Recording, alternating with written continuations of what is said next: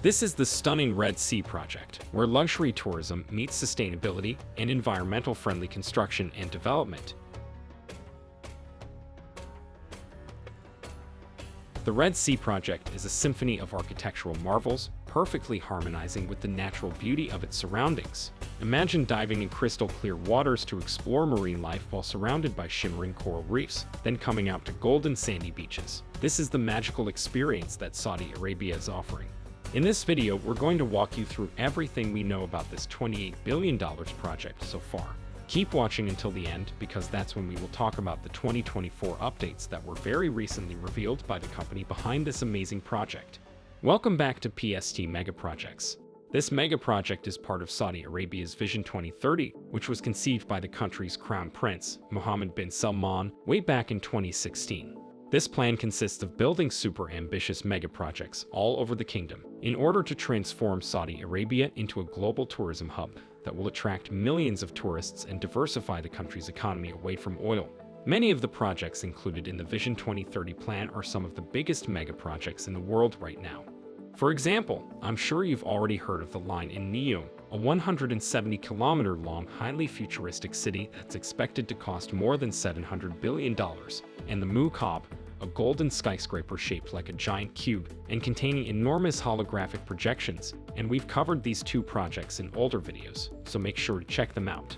The problem with the line and the Muqab is that many people are questioning whether they'll be completed or not because of their large scale and strange engineering, but the Saudi megaproject we're going to talk about now is actually almost completed and very recently announced significant achievements in a short time and bold goals for the future.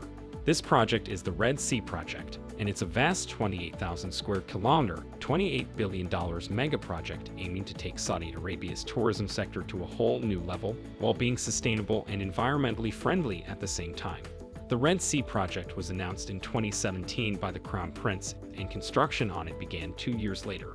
The project is located on the kingdom's west coast, between the cities of Umlaj and Al-Waj, and it'll be filled with so many resorts that they'll be spread across an area the same size as Belgium.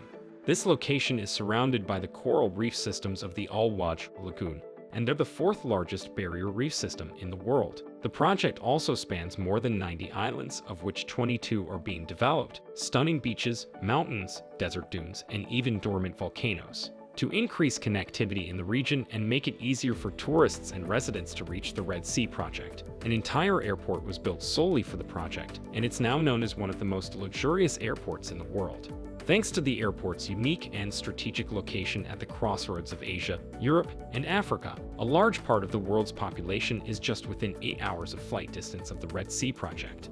Still, it's a quite small airport, especially when compared to other airports in the country, like the King Abdul Aziz International Airport, which is almost 4 times as big as the Red Sea Airport, or the massive King Fahd International Airport, which is a staggering 27 times bigger. But the small size of the airport makes sense when you consider the fact that the Red Sea project aims to welcome just 1 million tourists each year. But the airport will still be efficient because it'll not have a baggage claims area, and that will greatly shorten the long waiting times that are usually experienced at other airports. If you're wondering what happens to the bags, then you'd be relieved to know that all baggage gets delivered directly to the hotels in the Red Sea project, eliminating the need for you to stay at the hotel any longer than necessary. Transportation between the airport and the resorts in the project is provided by cars, buses, and ferries because some resorts are built on islands. But thanks to the airport's strategic central location, the distances to all the major resorts will be short, despite the fact that they're scattered across a large area. Now, let's get into the project's islands and resorts and talk about what makes them so special. First, we have the Al-Mahan Island, which is the Red Sea project's center for water sports, where you can experience sailing, windsurfing, and kayaking, all while surrounded by crystal-clear waters and stunning coral reefs. Then we travel to Shura Island, which is the main hub of the Red Sea project, and blends in perfectly with the surrounding nature thanks to its coral bloom design. It will be home to an 18-hole championship golf course, a marina for yachts and boats, a beach club, and 11 world-class unique hotels. For the last island, we have Shibara Island. This island offers its visitors a stay in futuristic-looking villas called the Orbs, which float on the waters. Shibara is also the best spot in the Red Sea project for diving and exploring marine life, since there's a 30 to 40 meter reef drop-off near its shore. Then there's the Amala Resort, which is located in the north of the three islands and is a bit far away from them since it was supposed to be its own separate project, but it was added to the Red Sea project last year. Amala will be home to more than 3,000 hotel rooms, recreational facilities, and a yacht club, which shows the strong emphasis on luxurious tourism. Moving on to the second resort we'll talk about today, and it's called the Southern Dunes. This resort will host 40 villas, a hotel complex, and a large pool, all of which will be located in a remote desert. All these buildings are shaped to offer natural shade from the strong sun in order to reduce reliance on artificial cooling methods. There's another desert resort in the project, and it's called Desert Rock. It's a resort fully integrated into the mountainside, and that allows it to offer a stunning view of Saudi Arabia's landscape. It will give its visitors the opportunity to explore the surrounding desert, either by hiking or by dune buggies. All of these resorts and islands were built with sustainability in mind because, as you'd expect, constructing mega projects of this size is doomed to have an impact on the surrounding environment.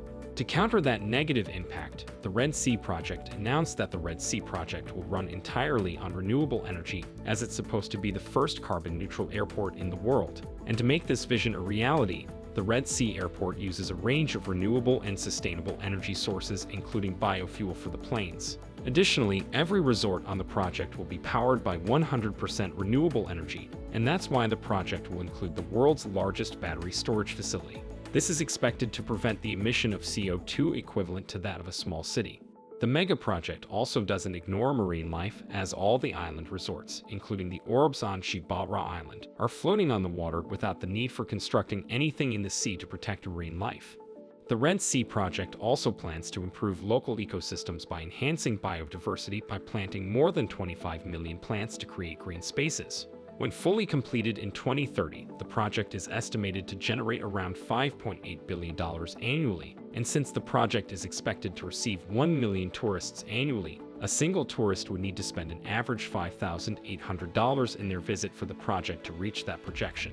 That's extremely expensive, and that's what's making many people doubt the project and its ability to get visitors to spend that much money to reach its goals.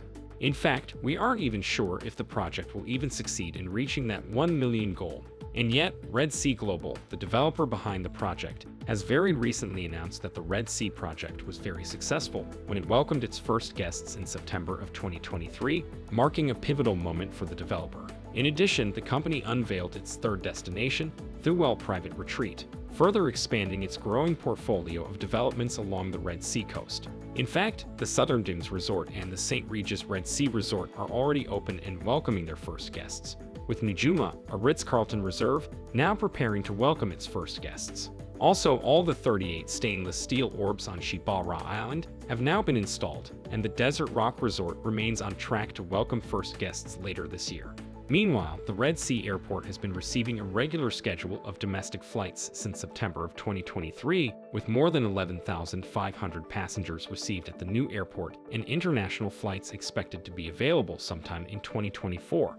According to the developer, 2025 will see the completion of 11 luxury hotels on Shura Island and the completion of the main terminal at the airport. Likewise, Amala will welcome its first guests in 2025. The company also announced its ambitious goals for 2024, saying that it will continue driving economic growth in Saudi Arabia and create around 70,000 job opportunities for the locals by the time the project is fully completed. The company also announced new developments in its plans to protect and regenerate the Red Sea's coral reefs. In January, it said that it will take delivery of $1 million coral breeding lab, which will allow its team of scientists to produce juvenile coral at multiple points throughout the year. It also said that it opened its first mangrove nursery, with 1 million seedlings already planted, and aims to plant 50 million mangrove trees by 2030. In addition to that, the developer also announced it has fully installed the more than 760,000 photovoltaic panels across 5 solar farms needed to power Phase 1 of the Red Sea project, solely by sunlight, with the destination fully off-grid. To conclude, we can say that the project is progressing swiftly, and it's one that's actually being completed, unlike the Line and the Muqab, so its success will likely be one of the most important factors that will determine if other massive Saudi Arabian projects will be completed or not. Well, that is everything for now. What do you think? Will you consider visiting this mega resort? Please let us know in the comments below. And if you haven't, please subscribe and leave a like for this video. Your support helps us continue our work. Thanks again for your support, and I will see you in the next one.